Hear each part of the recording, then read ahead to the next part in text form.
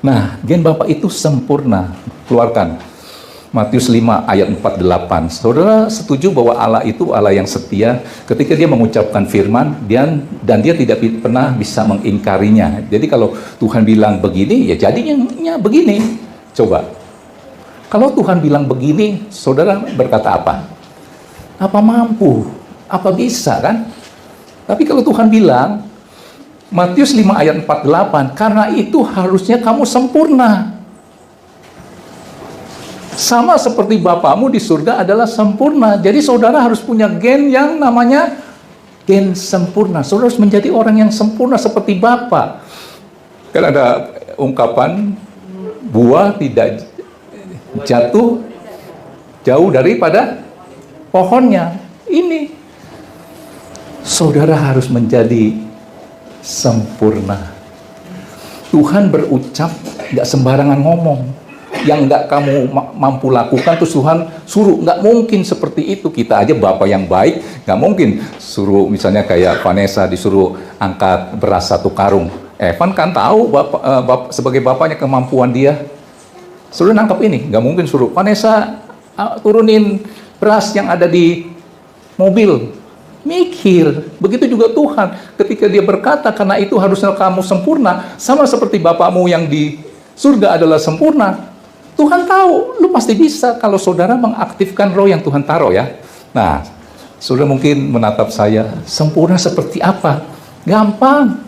Coba keluarkan Yakobus 3 ayat 2. Yakobus 3 ayat 2. Sempurna dengan menjaga perkataan. Tadi saya katakan apa yang keluar dari mulutmu ditentukan oleh apa yang ada di dalammu. Jadi kalau saudara keluarnya caci maki, comberan, kebun binatang, di dalam saudara apa itu? Persungutan, kebencian, saya nggak tahu dalam saudara apa. Kalau di dalammu itu ada roh Tuhan, yang keluar pasti damai, sejahtera, sukacita ya. Coba kita baca ini. Sebab kita semua bersalah dalam banyak hal. Banyak hal. Tapi Tuhan mau fokusin ke perkataan aja. Karena perkataanmu menentukan kerohanianmu. Sebab kita semua bersalah dalam banyak hal. Barang siapa tidak bersalah dalam perkataannya, ia adalah orang sempurna, yang dapat juga mengendalikan seluruh tubuhnya. Artinya orang yang sempurna adalah orang yang menjaga apanya? Mulutnya. Mulut keluar ditentukan oleh apa yang ada di dalammu. Jadi yang di dalammu ada gennya Tuhan, yaitu roh Tuhan. Pasti keluarnya ucapan-ucapan syukur, kata-kata positif, perkataan yang membangun. Firman Tuhan berkata, hendaklah perkataanmu perkataan yang membangun, supaya setiap orang yang mendengarnya beroleh kasih karunia. Waktu saudara berucap, orang bisa merasakan kebaikan Tuhan, kasih sayang Tuhan. Nangkep ini ya.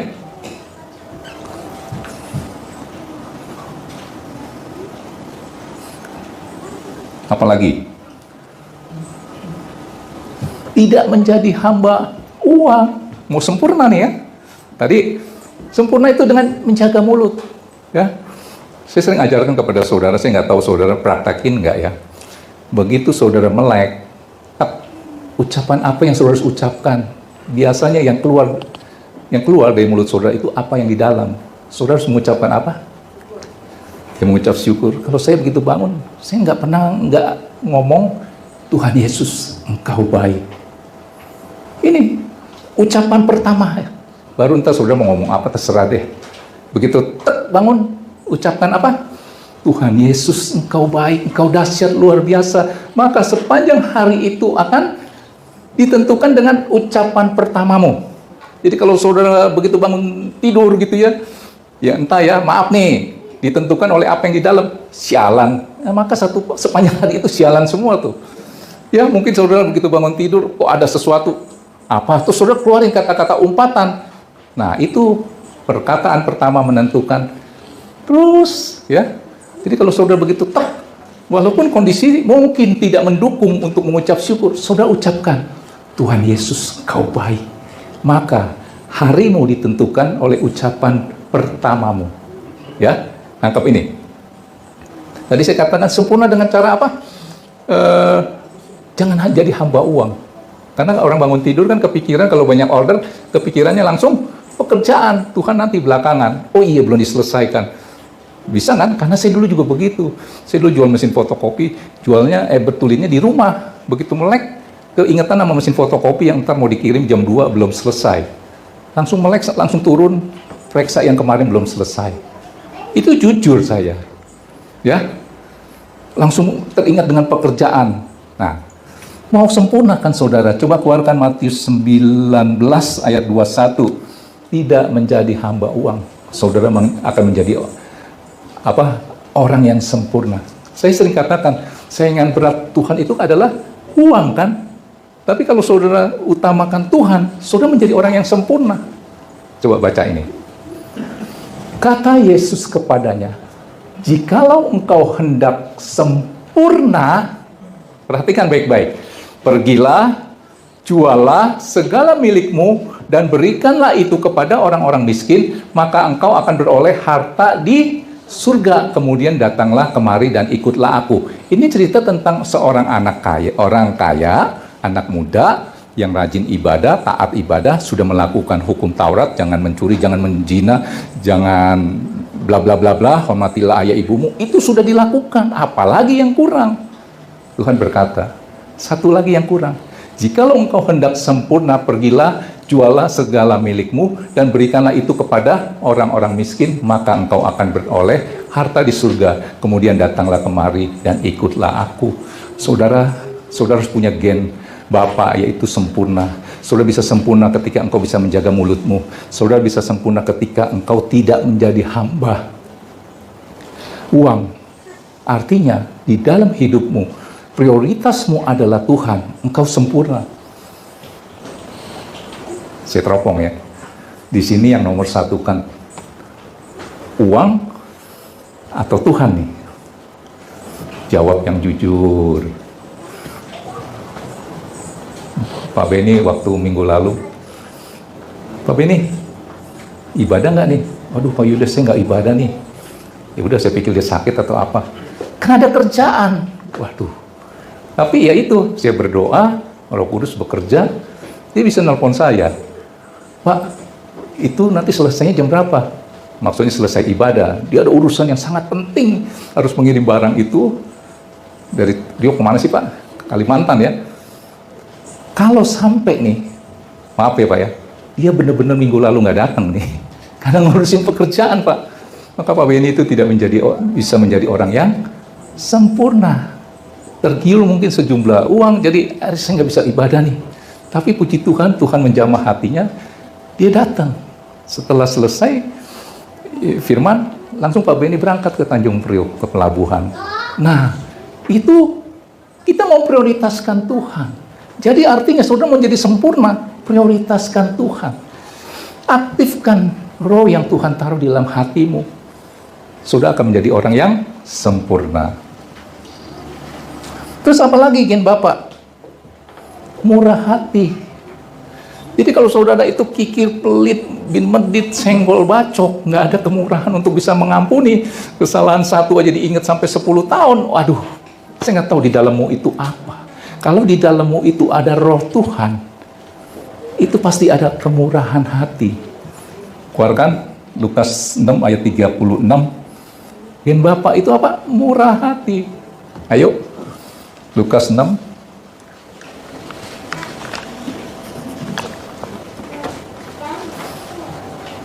Murah hati.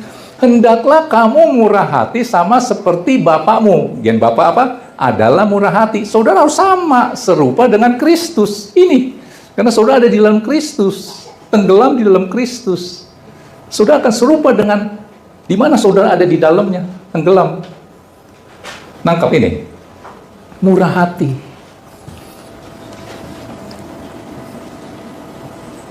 Keluarin dulu Matius 5 ayat 7.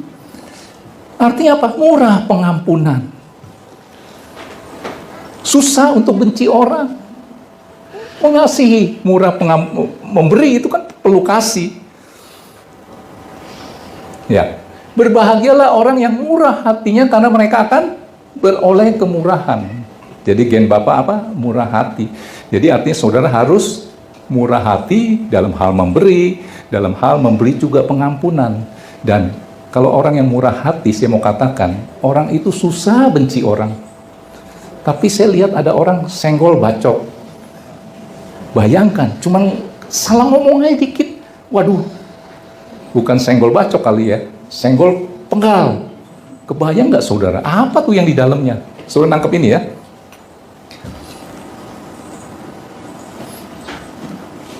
Coba kita baca nih, Matius 5 ayat 44 sampai 45. Murah hati artinya murah pengampunan, murah berbuat baik, nggak pandang bulu. Mau orang itu jahat, nggak jahat, harus seperti Bapak. Lihat, ayo keluarin dong.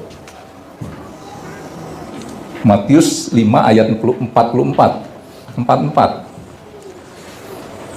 Jadi gen Bapak ini begini nih, murah hati, murah pengampunan. Tetapi aku berkata kepadamu, kasihilah musuhmu dan berdoalah bagi mereka yang menganiaya kamu. Jadi bukan yang baik sama kamu. Kalau saudara bisa berbuat baik, mengasihi orang yang baik sama saudara, saudara nggak pakai Tuhan, nggak pakai roh Tuhan bisa. Penjahat aja bisa. Dia dikejar-kejar nih sama polisi, dia sampai ke rumah saudara, terus saudara tolongin dia. Dia pasti berbuat baik sama saudara, pasti akan berbuat baik sama saudara. 20 tahun dia akan ingat ketika polisi itu mengejar sampai di rumah saudara, di mana penjahat itu ngumpet di rumah saudara, saudara lindungi. Saudara bilang, oh nggak di sini Pak, ke sana. Terus polisinya ke sana, dia akan ingat. Itu namanya berbuat, maksud saya penjahat pun bisa berbuat baik kepada seseorang yang berbuat baik kepada dia. Tetapi ini lihat, Tuhan berkata apa? Tetapi aku berkata kepadamu, kasihilah musuhmu dan berdoalah bagi mereka yang menganiaya kamu, yang udah membuat kamu susah sengsara. Bisa kebayang? Next. Karena gen Bapak ini seperti ini, lihat nih ya. Karena dengan demikian kamu menjadi, ayo katakan sama-sama, anak-anak Bapakmu yang di surga. Saudara anaknya kan? Gen Bapak itu murah hati ya, murah pengampunan. Walaupun dia udah nyakitin saudara berkali-kali, tetap saudara bisa mengasihi. Karena dengan demikian kamu menjadi anak-anak Bapakku yang di surga, yang menerbitkan matahari bagi orang yang jahat dan orang yang baik, dan menurunkan hujan bagi orang yang benar dan orang yang tidak benar. Gen Bapak yang kedua itu apa? Murah hati. Gen Bapak itu apa sih? Tuhan kita sebagai apa? Raja apa? Raja damai. Jadi saudara harus mempunyai satu gen di mana selalu kehadiran saudara itu membawa damai. Nggak ada lu, nggak asik. Ada kan? Ada dia, kacau dah. Troublemaker datang, pembuat masalah. Makanya saya kalau mendoakan apalagi anak-anak kecil gitu, saya berdoa supaya dia menjadi pribadi yang menarik, yang disukai Tuhan dan disukai banyak orang. Pasti rezekinya lancar nih. Kalau dia dagang apa, pasti kepikiran orang pertama sama orang ini nih, yang pribadinya menarik. Sama dia, aduh ribet gua, pusing. Nangkep ini. Ada dia, pusing, troublemaker. Kalau ini nggak ada dia, nggak asik. Coba ayatnya, Matius 5 ayat 9. Saudara harus mempunyai gen Bapa, yaitu Bapa kita itu adalah Raja Damai. Berbahagia, Matius 5 ayat 9, berbahagialah orang yang membawa damai. Karena apa? Mereka akan disebut anak-anak Allah. Saya teropong saudara. Apakah setiap kehadiranmu itu membuat masalah? Yang tadinya nggak ada masalah, kehadiranmu jadi masalah. Ada nggak? Berarti saudara itu cuma orang Kristen yang beragama Kristen. Orang yang beragama Kristen. Saudara bukan anak Tuhan. Kalau anak Tuhan pasti membawa damai. Omongannya itu damai, sejuk. Kalau dengarnya adem aja. Kalau si itu, yang orang yang beragama Kristen, dia ngomong nyelekit. Aduh, damai sejahtera jadi hilang. Ada nggak orang seperti itu? Teropongnya. Ada? Ada. Kalau dekat sama dia, bawaannya panas aja. Iya, bawaannya marah aja. Maksud saya, persungutan itu kan bisa transfer ke kita kan. Musa aja, orang hebat aja bisa nggak masuk ke tanah perjanjian. Oleh karena sekelilingnya Musa itu, bangsa Israel itu ngomel melulu, bersungut melulu. Akhirnya si Musanya kena, teledor dengan kata-katanya. Tadi saya katakan sempurna dengan menjaga mulut. Tangkap ini. Saudara harus punya gen Bapa, yaitu damai, membawa damai. Berbahagialah orang yang membawa damai, karena mereka akan disebut anak-anak Allah.